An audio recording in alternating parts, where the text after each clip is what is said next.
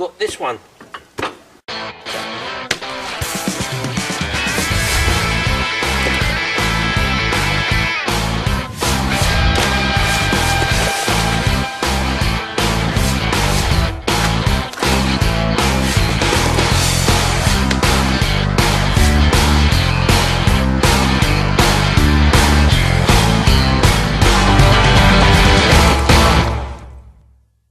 Now, I'll just get the camera, you can see it, get nearer to it.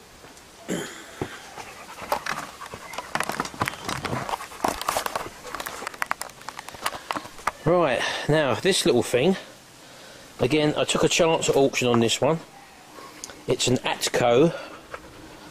I think it's a 24-inch cut, I'm not too sure, I'll have to have a look at it. But it's an actual sit-on mower as well, and with a rear roller, as you can see. And I haven't started it yet. I've checked the engine oil, it's got engine oil in it, but I'm going to actually film me actually doing this one. I paid, I think it was £80 I paid for this at auction. This is why you need a van. If you're going to do this sort of stuff, I mean, to try and get that in the back of a car will be absolutely ridiculous. It does come apart down there. There's a bar down there which you basically undo a wing nut, and this back section just slides away. But as I say, this one I'm actually going to film the refurbishment of this. I'm going to try and get this back to being as original looking and new looking as possible. Someone's obviously tried to do something with the electrics here. I'm not quite sure what's happened there, but I'll sort that out. The rollers, everything looks in good condition though, really. Apart from it has been repainted on the side there. You can see the side's been repainted. The actual main body's been repainted. It's got the rear rubberised roller at the just behind the blade there, and that looks all in good condition. Someone's gone over the handlebars with some tape there. I'll redo all this. This will all be repainted, as you know. All be repainted again. That's Bison, that is. That's my son's dog. So yeah, that's one I'll be filming for you. A little project just to see. Again, totally new to me. I don't know anything about this, but I'm sure I'll be able to find any information I need online. After all, it's just a basic engine at the end of the day, and I'm not too sure what that electrics is there. I'm not too sure whether this here is a battery box. I don't know. So, well, anyway, let's take you over to my other area where my other lawnmowers were. Now, this was my other lawnmower. There's a couple more appeared actually. I've just picked up this little cheap one, and also that one there. I've just picked up. I paid, was it £20 each for these? I think, if I remember rightly. But again, in a state, you can see they're filthy, absolutely filthy there. But some of the other lawnmowers I've been working on have actually gone now. I've sold them. Let's just take you into the log cab. This one here, for example, I just started stripping this engine down. I've actually just given it a coat of paint. But either the rotor was actually the boss, the actual boss there. This had a drive mechanism on this lawnmower, a hub there. Then there was the boss for holding the blade. Well, both of them was totally seized on, and I had to cut them off with a grinding wheel. So that is that one there. There's nothing else wrong with that mower there. I've just given it a quick coat of paint just to tidy it up. All the paint was gone. That lawnmower actually looked pretty much like this tank, to be honest with you. The condition of it.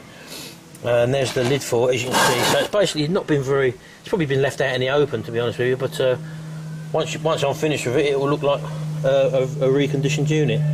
So yeah, that's that one I'm working on. So if we just go into the log cabin here, let's turn the light on. God, it's very humid in here.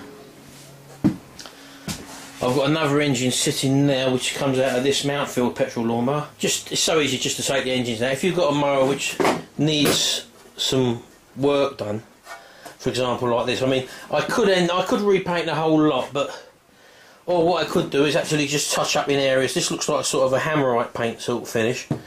I may experiment with this one. That is totally solid.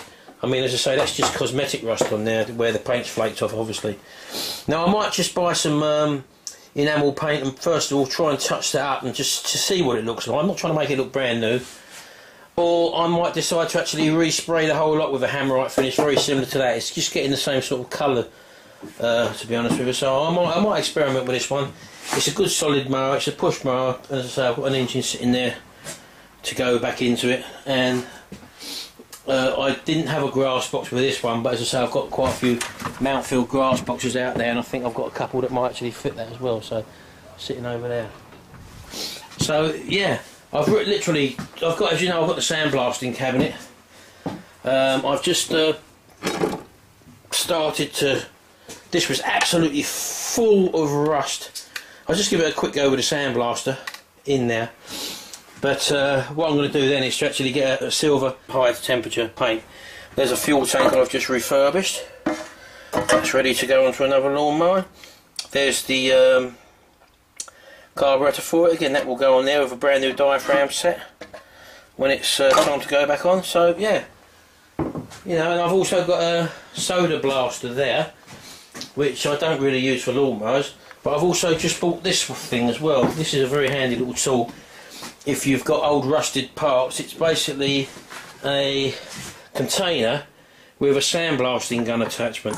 Now, I haven't used it yet, but apparently it's a very handy tool, and the sort of stuff you put in there is like the play sand, what you get the children's play sand. I don't know how much it is a bag, it's not a lot of money.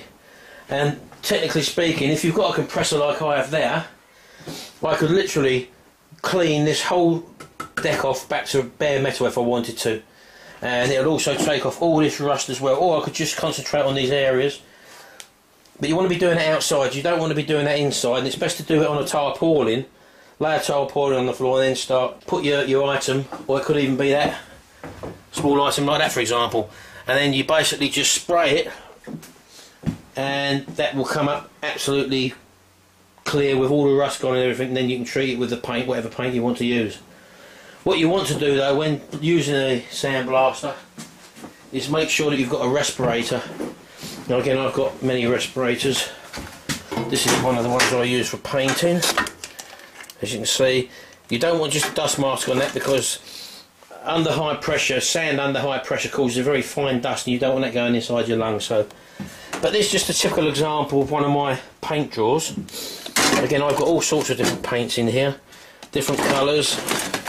You can basically paint a lawnmower any colour. I mean, the most popular colours are red, blue, and green, obviously, depending on the make of the mower. And what you have to watch out for is normal sort of acrylic paints or car paints, for example. If I painted this with just a car paint, as soon as it got any petrol on it or anything, it would just start flaking off. So you can paint it in the car paint, but then you have to go over in a best to have a 2-pack lacquer. Now that, as I say, that's the stuff I normally get for when I do my other touching up of stuffs. Is it in here? Yeah, so I mean, I've got in here a special 2K, where is it, automotive lacquer, which is basically a high gloss lacquer with a hardener as well, and you have to mix them 2 to 1, 2 parts lacquer to 1 part hardener. Then it goes into my spray gun, which will be one of these things there, and then you'd obviously spray the lacquer over the whole of the actual lawnmower once you've painted it, and that gives you your durability, and you can spill any petrol on that, then it wouldn't be a problem. So yeah, I mean, that's the sort of thing I do. So you just have odds and sods. I mean, you know, I've gathered loads of bits of spares for these lawnmowers now. I've just put this racking in here just so that I can have different jobs, a different shelf for each jobs, because you normally do more than one at one go sort of thing. So that's the plan for this, just to have a shelf per job, so to speak, and that keeps things organised, and it only takes up a little corner. And I bought that racking again at auction for £10, so you know, that why I spend 30, 40, 50 pounds on some racking. £10 I've got that for, and it's going to do the job. You may remember in the other videos, the little Mazda, well, that's now been sold. It's just waiting collection. I've actually got the money and been paid for that. The chap's got to come back from Norway, I think he said, and that is actually been sold. So yes, more profit. But the bottom line is, I'm just showing you this sort of thing. This was actually resprayed, as you know, underneath this carport here. So you can do this sort of stuff and create professional results with a little bit of knowledge, just utilising the tips and tricks which I showed you when I actually I'm doing the tutorials for this. It's actually been sold now. So there you go. Keep watching the tutorials I'm putting out on the Mazda at the moment. I'll also put more lawnmower videos out and stuff like that, and any other little bits and pieces I'm going to be buying and selling for profit. And I'll also do the tutorials of me tackling this little beast here. As I say, it's brand new to me, but I'm just going to be showing you how logically you can actually repair something, sort something out, by using the internet as your reference guide if you need any information.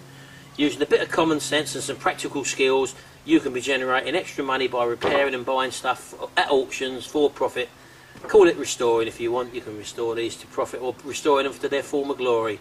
Anyway, that's me. It's lovely weather out here now. I've been out here for a few hours and I'm going inside with a nice cold glass of Diet Pepsi and I'm going to sit in the shade. See you later.